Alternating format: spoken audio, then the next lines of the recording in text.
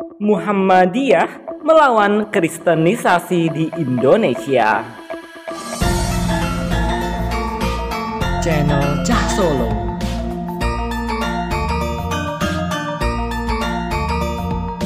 Bismillah, assalamualaikum guys. Ketemu lagi dengan channel Cah Solo.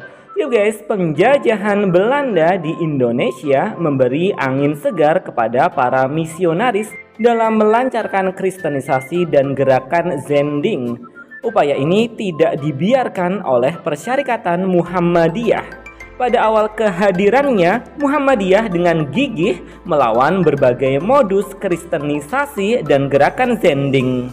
Di saat kolonialis Belanda, misionaris dan gerakan Zending membangun rumah sakit, sekolah-sekolah, dan panti asuhan, Muhammadiyah berusaha mengimbangi gerakan mereka dengan mendirikan juga sekolah-sekolah modern yang dimasuki kurikulum agama, rumah sakit yang juga dinamai dengan PKU Muhammadiyah, hingga panti asuhan Muhammadiyah. Pada abad akhir penjajahan Belanda di Indonesia, gerakan Zending dan misionaris semakin masif dalam bidang pendidikan, sosial, hingga kesehatan. Berbagai aksi nyata terus dilakukan oleh Kiai Haji Ahmad Dahlan melalui Muhammadiyah bersama para pengikut beliau. Kehadiran organisasi Muhammadiyah yang lahir pada tanggal 18 November 1912 bisa dimaknai sebagai simbol kebangkitan umat Islam di Nusantara. Umat Islam berhasil bangkit dari penderitaan panjangnya pasca berakhirnya Perang Diponegoro.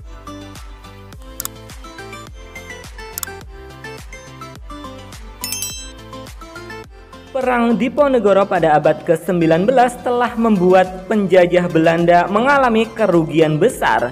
Belanda memiliki hutang yang sangat banyak. Kerugian besar penjajah Belanda dalam Perang Diponegoro itu seolah dibebankan kepada umat Islam setelahnya.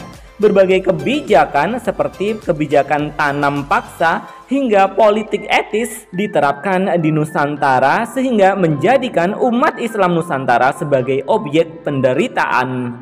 Salah satu dampak sosial keagamaan program politik etis Belanda ialah tercerabutnya pendidikan umat Islam dari dunia pesantren. Pendidikan ala barat yang disediakan oleh pemerintah kolonial Belanda identik dengan gerakan Zending atau misionaris pada saat itu. Pada masa itu, tujuan pendidikan era politik etis ialah untuk mendapatkan tenaga kerja administrasi yang murah bagi kolonialis Belanda. Langkah tersebut diikuti dengan munculnya sekolah-sekolah guru milik lembaga Zending Belanda atau misionaris. Kualifikasi guru-guru yang mengajar di sekolah-sekolah zaman politik etis merupakan lulusan sekolah-sekolah guru milik lembaga pendidikan dari misionaris atau Zending.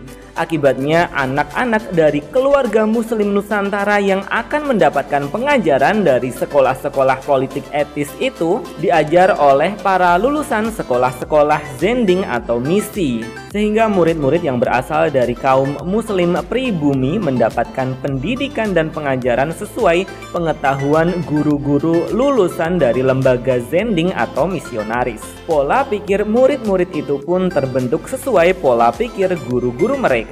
Namun realita yang ada bukanlah hal yang mudah untuk dihadapi. Di tengah suasana kehidupan masyarakat yang serba susah, jaminan kehidupan yang layak bila menjadi pegawai pemerintahan kolonial menjadi daya tarik masyarakat. Meskipun pendidikan anak-anak mereka akan bermindset barat, masyarakat umum tertarik dan ingin sekali anak-anak mereka bisa menjadi pegawai pemerintahan atau priyayi. Itulah keadaan yang berkembang pasca politik etis.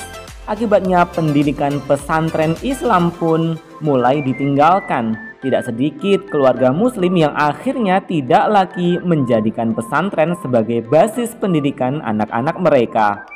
Pendidikan berbasis pesantren pun mulai bergeser dan tidak diminati lagi sebab sekolah-sekolah Belanda bisa menjadikan lulusannya menjadi pegawai pemerintahan kolonial sehingga mendapat kehidupan yang lebih layak.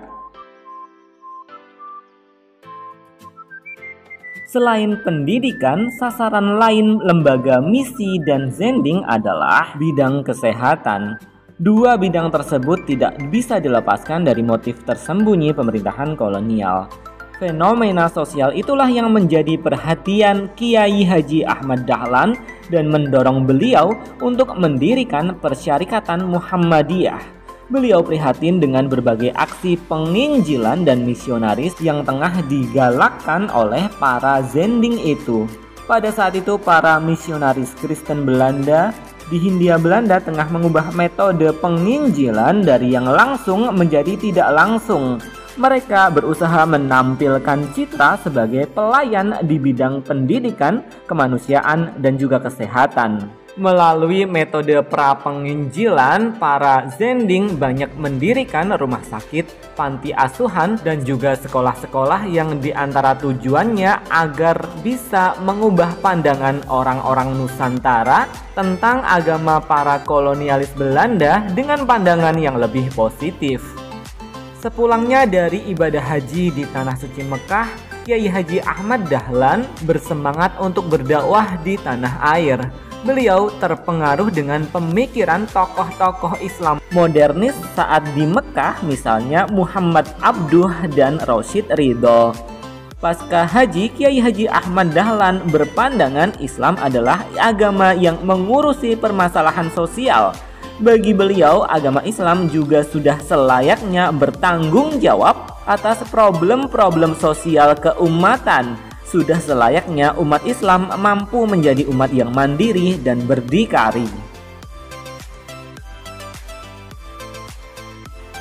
Ketika kolonialis Belanda, lembaga Zending dan misionaris mendirikan sekolah-sekolah, rumah sakit hingga panti asuhan, Muhammadiyah pun berusaha mengimbangi gerakan kaum misionaris itu dengan melahirkan berbagai gerakan juga. Muhammadiyah mulai mendirikan sekolah-sekolah modern yang dimasuki kurikulum agama, juga rumah sakit yang biasanya diberi nama PKU Muhammadiyah hingga panti asuhan Muhammadiyah. Muhammadiyah di era Kiai Haji Ahmad Dahlan berhadapan head to head dengan misionaris Kristen. Aksi Muhammadiyah di era itu menunjukkan bahwa organisasi tersebut berada dalam pertempuran yang real dengan para misionaris. Dengan semangat berfastabiqul khairat atau berkompetisi dalam kebaikan untuk meraih yang terbaik, Muhammadiyah bergerak menandingi gerakan kaum misionaris dan Zending.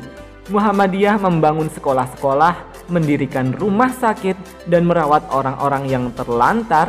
Sejak saat itu hingga hari ini, kompetisi dalam kebaikan itu terus dilakukan oleh Muhammadiyah. Wallahu a'lam bishawab. Thanks for watching. Terima kasih. Semoga bermanfaat. Alhamdulillah. Wassalamualaikum.